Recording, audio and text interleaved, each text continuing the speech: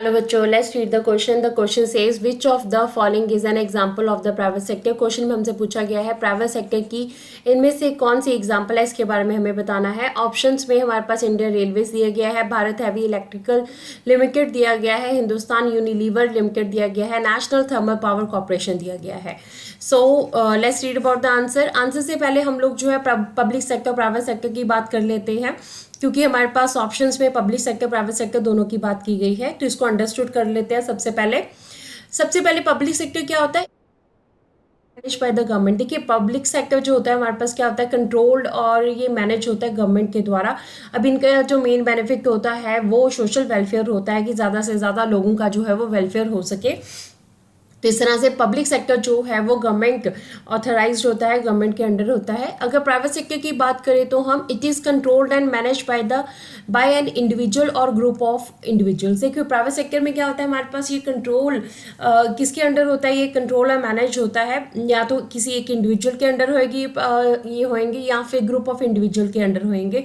Private sector का जो main motive होता है वो ज़्यादा से ज़्यादा अपना बेनिफिट करना होता है। तो इस तरह से पब्लिक सेक्टर प्राइवेट सेक्टर में मेनली जो डिफरेंस है हमारे पास सोशल वेलफेयर और अपना इंडिविजुअल बेनिफिट का है। यहाँ पे हम ऑप्शंस की बात करते हैं तो इंडियन रेलवेज हमारे पास आ रहा है। अब इंडियन रेलवेज जो है वो हमारे पास एक गवर्नमेंट ऑथराइज्ड हमारे पास ये एग्जाम्पल है। अब इंडियन रेलवेज जो है वो गवर्नमेंट के अंडर होते हैं।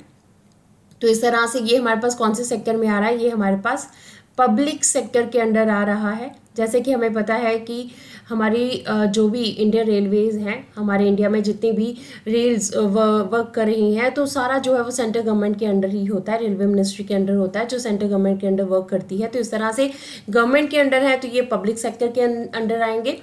दूसरा हमारे पास भारत हैवी इलेक्ट्रिकल लिमिटेड, ये भी हमारे पास जो है कि गवर्नमेंट ऑथराइज्ड जो है गवर्नमेंट ऑथराइज्ड है हमारे पास। तो इस तरह से ये भी हमारे पास कैसे आएगी, ये भी हमारे पास पब्लिक सेक्टर में ही आएगी, गवर्नमेंट सेक्टर के अंडर ही वर्क करती है।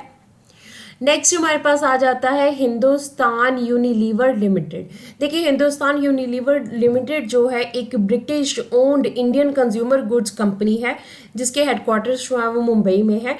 तो इस तरह से ये गवर्नमेंट हमारे पास जो है प्रॉपर्ली नहीं है, तो this is under the private sector, ये हमारे पास प्राइवेट सेक्टर के अंडर आएगी। नेक्स्ट अगर हम देखें तो एनटीपीसी यानी कि नेशनल थर्मल पावर कॉर्पोरेशन, तो ये भी हमारे पास जो है ये एनटीपीसी जो है हमारे पास largest thermal power generating company है इंडिया की, और ये भी गवर्नमेंट के अंडर आती है हमारे पास। तो ये भी पब्लिक सेक्टर की ही एक एग्जाम्पल है। हमारे पास पब्लिक सेक्टर के एग्जाम्पल्स आ गए हैं, Indian railway, Bharat heavy electrical limited and हमारे पास नेशनल थर्मल पावर कॉर्पोरेशन। तो क्वेश्चन में हमसे पूछा गया था प्राइवेट सेक्टर के एग्जाम्पल, तो प्राइवेट सेक्टर में हमारे पास क्या है, प्राइवेट सेक्टर में HUL या Hindustan Unilever limited is the answer. Option हमारे पास C जो है, this is the right answer of this question. Hope so you understood the question as well as the answer. Thank you.